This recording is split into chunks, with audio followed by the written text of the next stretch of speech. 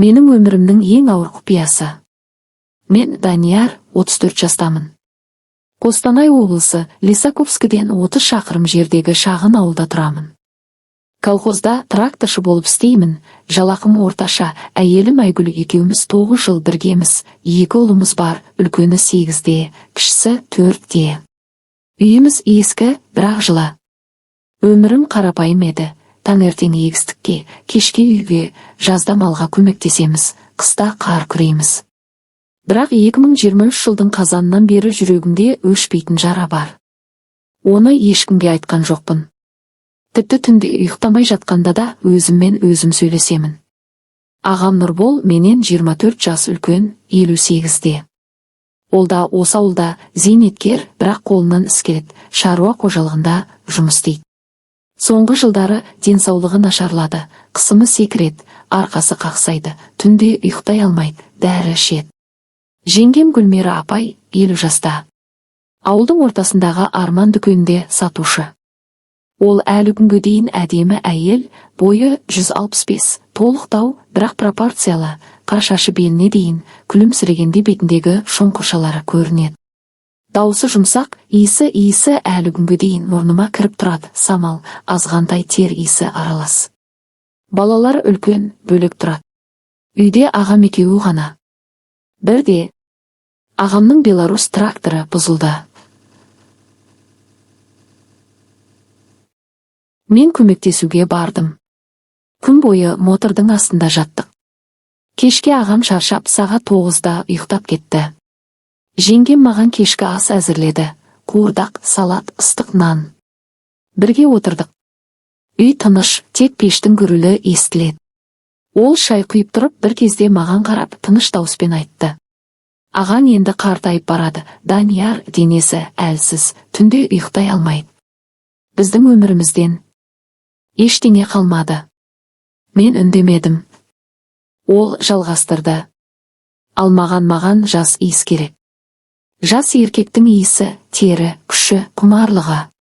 Сен сияқты жас иіс. Сол сөз жүрегімді тесіп өтті. Мен оған қарадым. Көздері жасқа толып, ерні дірілдеп тұр. Мен қолын ұстадым. Ол қарсылық көрсетпеді. Біз ас үйде тұрғанда ерніміз түйісті, алғашқы сүйіс ұзақ әрі ыстық болды. Оның ерні жұмсақ, тілін маған берді. Мен мойнын иіскедім, әйелдік иіс, азғантай тер аралас. Қолым оның беліне түсті, толық, жұмсақ. Ағам ұйықтап жатқан бөлмеден алыс, қонақ бөлмеде болдық. Жеңгем шамды өшірді. Киімдерін шешкенде толықша денесі күндей жарқырап тұрды. 50 жастағы әйелдің денесі, кеудесі салбырап қалған, бірақ әлі толық әрі жұмсақ, құрсағы аздап шыңы, бірақ белі бар, жамбасынан ұстағанда. Мен оған асықпай ернімді тигіздім. Осыны ұзақ уақыт аңсап өттім ғой, ешкім істемеген мені деп сыбырлады. Даусын шығармау үшін жастықты аузымен басып жатты. Кейін құшақтасып жаттық. Ол басын кеудеме қойып, сен мені қайта тірілттің, Данияр, рахмет. Содан кейін әр 7-10 күн сайын кездесетін болдық. Кейде күндіз ағам базарға немесе көрші ауылға кетсе, біз үйде қаламыз, жазда ауылдың сыртындағы ескі шөптікке бардық. Күн батқан соң, жұлдызды аспан астында қол ұстасып жаттық, сол түні де естен кетпес болды мен үшін. 2024 жылдың жазында ағам шипажайға емделуге кетті 10 күн. Сол уақытта жеңгем маған күнде келді, солай тәтті күндер жалғаса берді, бірде. Әйелім Айгүл күдіктене бастады. Неге күнде ауылға бара бересің?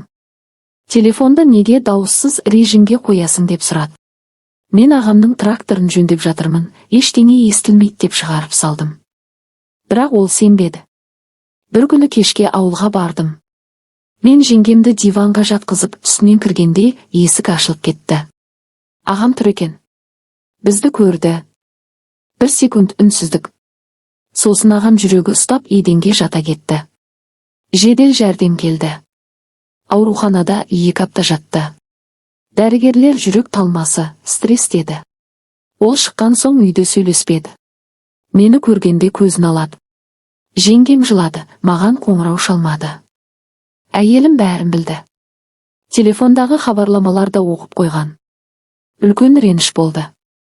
Ол ажырасу туралы айтты. Ақыры балалар үшін қалдық, бірақ арамыз суыды. Ол мені қасына жақындатпайды. Қазір 2026 жыл қаңтар. Ауылға бармаймын. Ағам тірі, бірақ бізбен сөйлеспейді. Жеңгем дүкенде істейді. Көшеде кездестірсем, көзіміз түйісіп, бас изейміз. Хабарласпаймыз. Түнде ұйықтай алмаймын. Жеңгемнің иісі, дауысы, денесі ойымда. Маған жас иіс керек деген сөзі құлағымда тұрады. Оның тәтті сөздеріне мас болған күндерімді әлі ұмыта алар емеспін, бірақ мен шын өкінемін. Отбасымды, ағамды жараладым. Бірақ сол 1,5 жыл өмірімдегі ең қатты сезімдер болды.